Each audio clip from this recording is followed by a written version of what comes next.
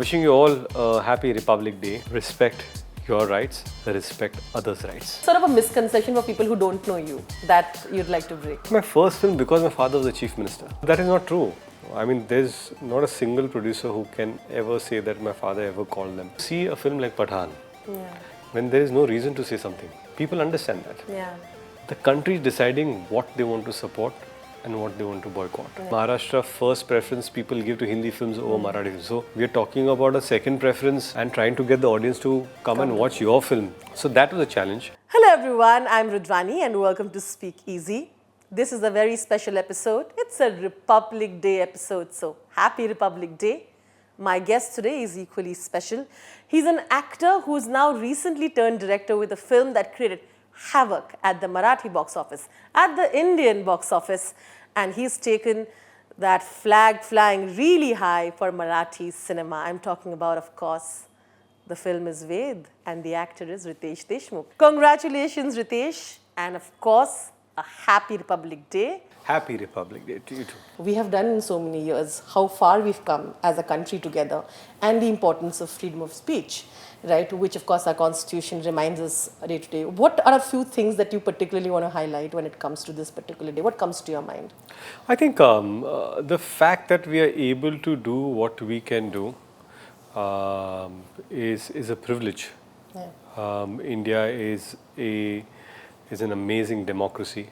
And we are living, breathing this amazing freedom that that our how do I say this, leaders fought for. And republic, we have our constitution that protects us, gives us rights, and it's just amazing, be it freedom of speech, freedom of expression, right to vote. So we can choose exactly who should govern us. So all these are amazing things. And so much more there, isn't it? But there's always more. There's always room for improvement. There's always things that one needs to calibrate as a country, and everyone needs to do that. Not our country, but every country, because with times parameters change. What things were relevant 40 years ago may not be relevant today. What ethos was there 50 years ago might have changed, because as generations, new things, new ideas develop. We are changing. In fact, what I was in my 18 and when I see 18-year-olds today are two different people. Yeah. And what I am in my 40s today and what were 40 years ago earlier are different people. So it's evolution is constant. We need to evolve as a country and as people. I know today though that you get to celebrate Republic Day, Independence Day, now Republic Day with your family, and you do that. I see that you tell them what the day is with your children, and you do that for every day. Is this how it is for you? It's important for them to know as well, right? No, I think our country has glorious history, yeah. And they need to know every important milestones that we celebrate. And our histories, Independence Day and Republic Day are extremely important for us. Yeah. And that dates back to, say, 75 years and later. But also we celebrate every festival that date back to thousands of years ago, and it's been a ritual like Diwali and be it Christmas or be it Rang Panchami. So everything is important because everything has a story, a backstory. Yeah. And so there is a certain age as to what information they can receive and understand. Yeah. So only give that much of information, and probably they would understand this more from their school with growing years. But yes, it's important to celebrate in our glorious country. How did you celebrate Republic Day when you were younger? No, when I was young, my father was a minister, and so flag hoisting used to be the Republic Day thing. and we used to stand outside, and there used to be officials coming and unfurling the flag, and so that was and also getting up in the morning and watching TV and the whole Republic Day parade was a big thing for us. Yeah. I remember my father once took us to Delhi to see the Republic Day parade, and we stood there for hours just watching this Must have been so much amazing. Yeah, and this is way back in mid 80s. So it was a different time, less security, less protocol. People used to be more interactive then. But yeah, those are my Republic Day memories. Oh, lovely. Marathi cinema has been doing really well otherwise as well. But post-pandemic, a lot of people have been really waiting for theatres to openly accept. And what Ved did was give hope that now is the time where people are going to really come to cinemas and particularly Marathi cinema and accept content. And you did that. There is a sense of that little bit of that sense of pride also, right? And happiness, of course, along with that. I would humbly tell you that, Ved, when it released, of course, it was post-pandemic. Ved was conceived during pandemic. We shot in between two pandemic lockdowns, two lockdowns. And we didn't know. Also, we were, see, there was a struggle where people didn't come to watch Hindi films. And they used to choose their films. And now we were talking about Marathi films. As it is in Maharashtra, first preference people give to Hindi films over Marathi films. So we are talking about a second preference and trying to get the audience to come and watch your film. When they were reluctant to watch, come out and watch Hindi films. Apart from those tentpole films that drew the audience, of course. So that was a challenge. And at the end of it, also our film wasn't an event film. It wasn't an action film. It wasn't a big film. It was a family film. So that was, we always knew that we hope that people come to the theatres so that they go back home and tell people that it's a family film. So we didn't expect such kind of reception, such kind of numbers when we went out there. But when we opened also, we were extremely glad because it was the highest opening for a Marathi film in post-pandemic. Yeah, it was almost touching 6. It's crazy. No, so it went on to be there throughout for next 11 days. It didn't fall below the first day figures, which was huge for a Marathi film. And I'm just happy that people have come to the theatres to watch a Marathi film. And there's a certain momentum that has gathered. I hope and pray that the Marathi films that come post this also are able to, cater to the likes of the audience that come to the theatres. Crossing 50 crores and still counting. Yeah, we are about 55 right now. Yeah, and that is huge. Yeah, it's unimaginable for us because these are not the numbers that we thought a Marathi film would do. And it's the second highest grossing film in the history of Marathi cinema. So that's Sarah immense. Got that kind of national. Yeah. So also, any film that crosses this kind of milestone, these are not planned. This is people's love that takes it wherever it can reach. Of course. And you can plan, okay, fine, these are the kind of figures that you might reach, and logically this is where you expect it. But unimaginable numbers are only because, we don't know why these numbers are coming. So we are currently in that phase. Wow, people have shown so much of love and appreciation for something that we didn't expect it to be showered with so much of love. Even your first Marathi film was a huge box office. Yes. That was, of course, more action. That is why I think you mentioned, I wanted to give context to why you said this wasn't an action film. This wasn't. So I understand why you would think that, ki pata nahi kya hoga, right? Because True, because when Lai Bhaari came in, correct. right? Lai Bhaari opened very big. And it did about 33 crores then, which was the highest grossing Marathi film ever in 2014.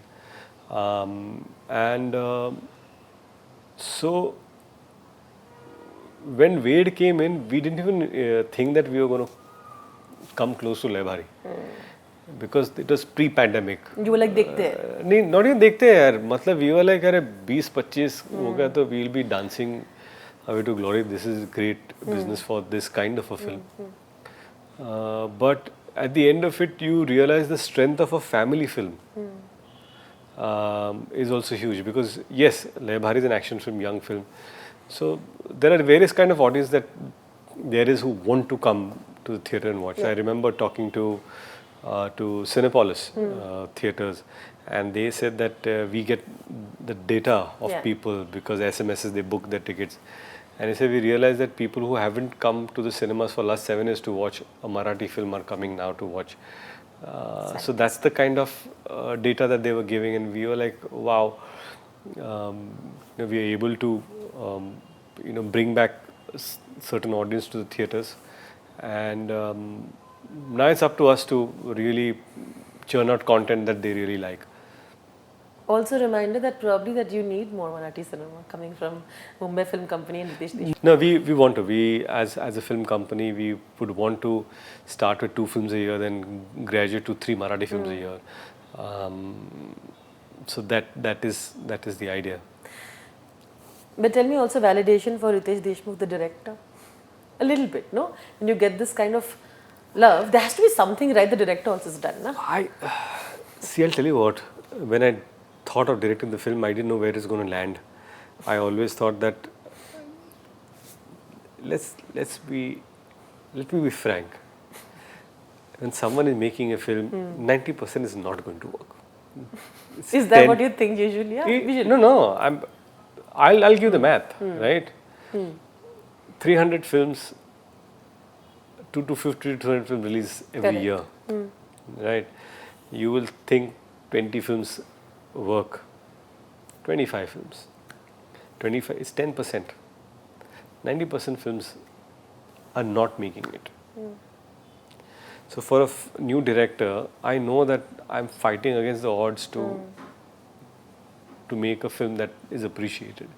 And when you're directing for the first time, when you've not assisted anyone, you're not too sure about, of course, you're bringing the craft of 20 years of experience with you to understand what you want to do. But you've not directed anything. I've not directed a short film before. I've not directed one episode of anything. I've not said action and cut before I went on my film. So there's zero experience. So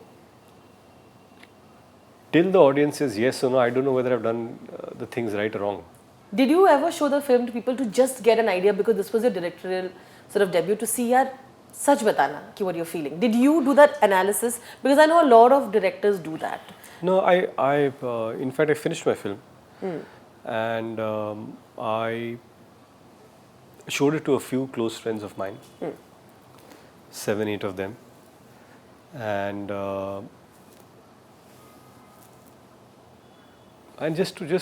different, like there was Fardeen Khan, there's Milab Zaveri, there was Akshay Puri, who's a producer, there's Jay Sevakaraman is a producer, there's Mandeep, who doesn't understand Marathi, but he directed Tere Naal Love Ho Gaya. There's Mushtaq Sheikh. So these 6 people I got, and I showed them the film. And Samir Hanchade, one of my classmates, who is an architect and also filmmaker. So we just saw the film, just to understand what it is. And everyone had different point of views, what's working, what's not working, what should be done. So I made certain changes to that. Through few opinions you thought? No, and it mattered, because so many times you were watching it and you think, okay, this will fly, but not sure. So Salman Bhau's song, which was in the film, I removed it and put in the climax as the end credit. Really? Because there was an opinion that the song is great, but it's coming as a joke in the screenplay. So I did that. And there's one director said it doesn't matter because people will enjoy the song. Which they did. So then they enjoyed towards the end, which is fine. But, and I removed 3 scenes because the length was a bit much. But 2 weeks into the film, when film was already being loved, Yeah. for third week, I added 3 deleted scenes. I reshot a song with Janelia and Yeah. me. Not reshot, I shot a song. Because they wanted like a love song. Yes, and all so of then that. I placed Yeah. that in the climax. I took Salman Bhau's song and put it back where it belonged. And I released a new edited, extended version. And now I get Quite calls a even quick this. duration, I must say. I'm sorry. I Yeah, cut you. no, so it was, we're always on the toast listening to people. See, I just feel that once the film is done, you shouldn't stop listening. Just listen to them. What are they saying? Okay, fine. Do you have time? Sometimes we had the duration of extending it. Yeah. People had seen, now people went back to see the extended version who wanted to see it for the second time. I have people who have seen the film 10 times and 12 times already, and I'm like, within 3 weeks. I mean, that's, see, frankly speaking, there's nothing, how do I say it? Not, I don't want to use the word, but I'll still use it. There's nothing great that I've done. It's just that people have liked it, and I'm really blessed that they are showering such love, because there's nothing out of the ordinary I've done. Great is not the right word. Now, of course, we know that regional cinema, whether it's Tamil, Telugu, all sorts, we see that is being really accepted, nationwide, worldwide. People are ready to sort of see content, and language is not a barrier in any way. Sure. And that is great. I remember when Bahubali did so well in the kind of numbers it made, everybody sort of tried to analyze as to why is this film working, can we sort of go in that direction. I feel like this will also be analyzed. Sure. And which is great, but I'm saying that what are your thoughts on this scenario and this analysis of the films that are keeping working, because people are a little panicked when their films are not working, right? It's money. No, of course. See, what happens that there's always the scenario of post-pandemic, because 1.5 years that we all were at home, we consumed so much of content online that we got used to watching great content at your home, and the content is coming to you and you are not going to the content, which happens in a theatrical release. And only films that were event films were people willing to get out and watch it. So, like even in Hollywood, only sequels and superhero films were the ones that were pulling the crowd. What Avatar did. And in Hindi, only the big films like be it Suryavanshi, Gangu, big director, big actress, or be it RRR, big film, be it KGF. So all these films did well, and they were all big films. Massive budgets. Massive budgets. So now in that scenario, a Drishyam comes in, okay, which has a big star, but it's a family film.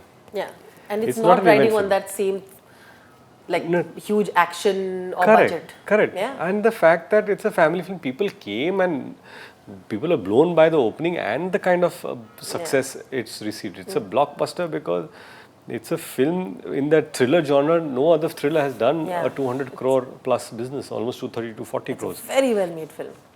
So hence we know that, and in Marathi, like I said, people are not coming for Hindi now in Marathi. We were not making an event film. It's not a Lai Bhaari. Yeah, exactly. It's a family film. So yes, people are thinking, when we went out that, okay, fine, let's make a family film, because Maharashtra culture is a bit different. It is divided between youngsters and families. So can we combine both of them and figure out a film that can come? But importantly, you need to have a story to tell. Yeah. Without that, all these, somewhere we are also stuck in formulas, right? This actor, that actor, this budget, shoot it here, large scale scenes. That's all a formula. And that works. I'm not saying that formula films don't work. Of course they work. But at the end of it, you need when a film does extraordinary business, it's only the story of that film will make you do. Formula film will have a certain run and it will end there. Yeah. But if you have a Kantara, then it is what it is. If you have KGF, it's formula but has a story, and that's so any film that does exponential business or oh, we didn't expect it to do this business, is because of the story of the film.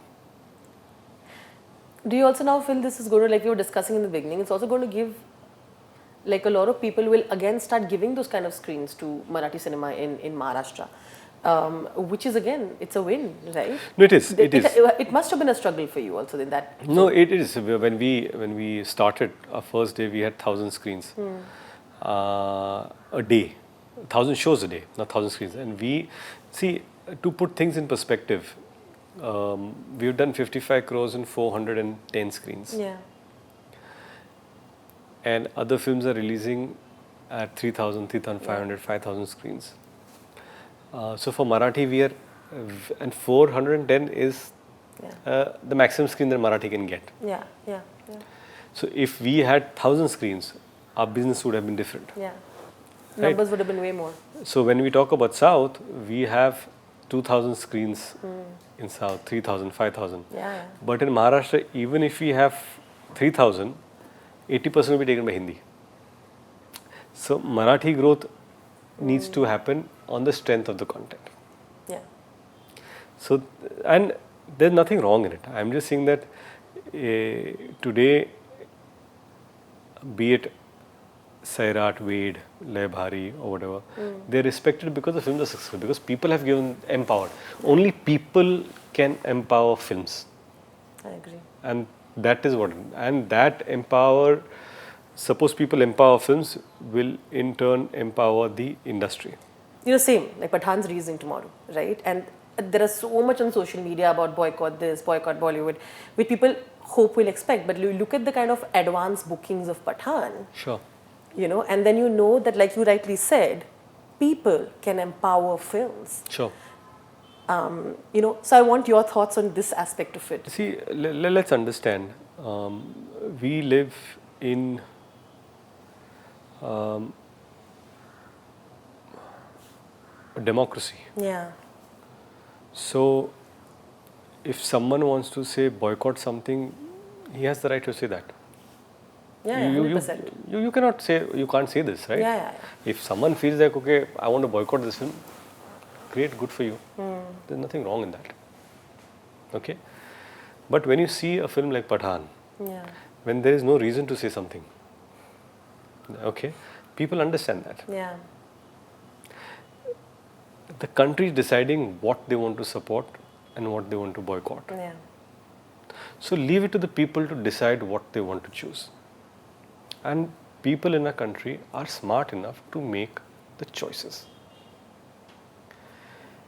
If there are certain trends happening, people have gone and supported certain things. When people have said support some films, people have gone and seen that film, those films also.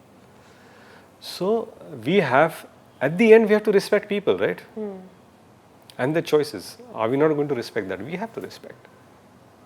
So there could be few people who are trying to influence, but large audience knows what they want to watch and what they don't want to watch. And that's the reality. Janta Malik hai. You know, our Prime Minister himself has asked politicians to stay away from commenting on films. Our Honorable Prime Minister made an appeal to leaders to,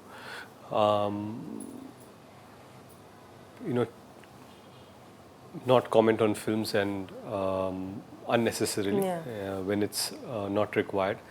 I think that's a wise comment coming from the top leadership, and that makes a huge impact on how things percolate down to everyone. Yeah. So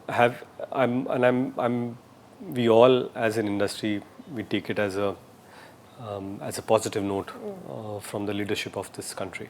To get back into industry wherever it was, it's all in the hands of the people. They decide. Like I said, Janta Malik hai, they decide where it's supposed to go.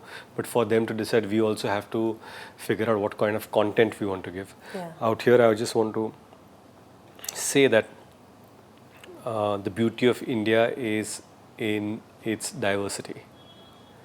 So when you talk about Indian cinema, it's not only Hindi, but it's Telugu, Tamil, Kannada, Malayalam, Marathi, Bengali, Punjabi, Bhojpuri, Odia, Assamese, Rajasthani films.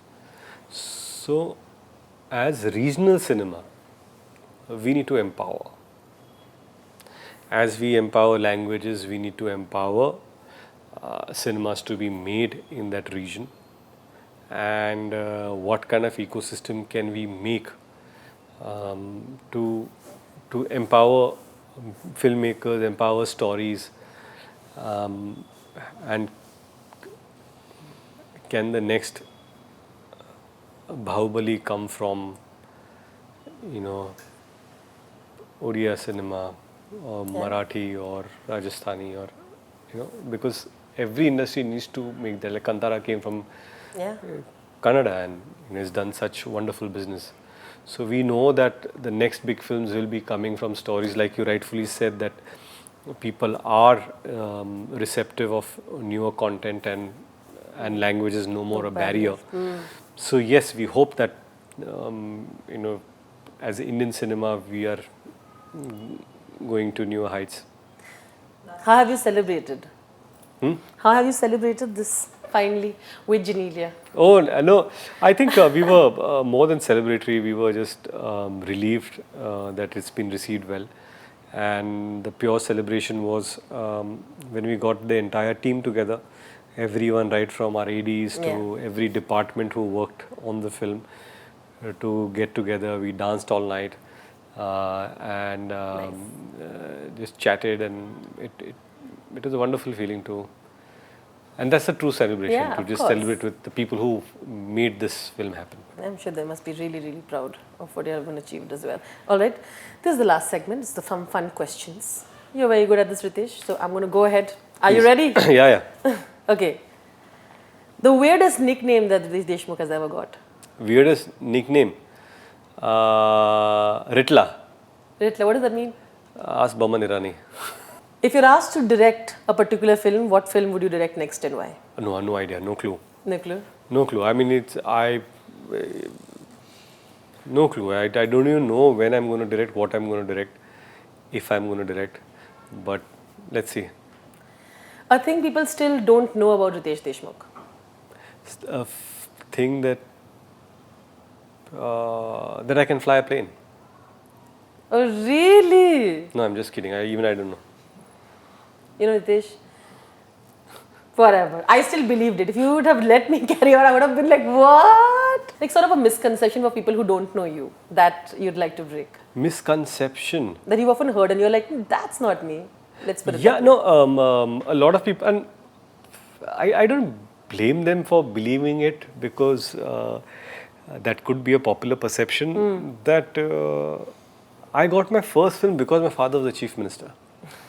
And that my career was easy because my father made it easy for me to be an actor.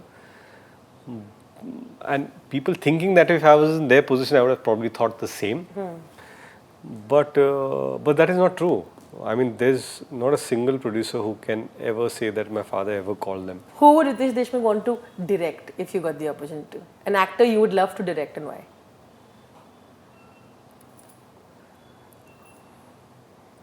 Actor I would love to direct? Yeah. This is, I want to direct everyone. Eh? A genre that you feel Genelia should try and she hasn't yet? Comedy. Okay. Yeah, a genre that you think Riteish should try and he hasn't yet? I haven't tried a genre, thriller, or spy thriller. A funniest rumor that you laugh when you think of it about you?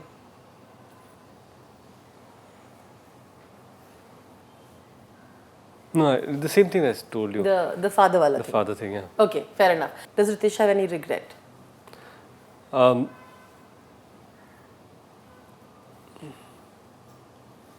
Should have married Genelia earlier. Yeah? So cute. Okay. What picture do you have on your phone's home screen? I like it checking this one. No, my family, I'll show you. Oh, so cute. Okay. With my doggy Flash. So cute. Apps you can't live without. Are there any apps? Apps that I can't live without? Yeah. You have to constantly check. WhatsApp. The funniest story of you driving in Mumbai? Funniest story driving Mumbai? Yeah. That happened to you? that happened to me, I remember some years ago when this whole bunch of people came. They were selling some stuff. Hey, hero, hero, hero, natata, hero, hero, hero, hero, naam to bata tera kya hai? Oh God. And I told them Shah Rukh Khan. There you go. Now you know Mannat belongs to whom? It's all here. It's all here. Okay, Riteish, thank you so much. Thank you so much. Of course, end by saying, like I started with, congratulations. Thank you. Thank you. Massive, massive win for, I think, not just Marathi cinema, for every kind of film. Thank you. And congratulations. So much more I'm hoping to see from Mumbai Film Company and you. Thank you so much. Ending on the note of saying, wishing everybody Republic Day and a small message on this day for everybody who's watching the interview. And I think wishing you all a happy Republic Day, and we should be proud of our country, what it has achieved in so many years, and respect your rights. More importantly, respect others' rights. Wonderfully put. Happy Republic Day to everyone who's watching. Thank you once again, Riteish. Thank you. Thank you so much. Thank you.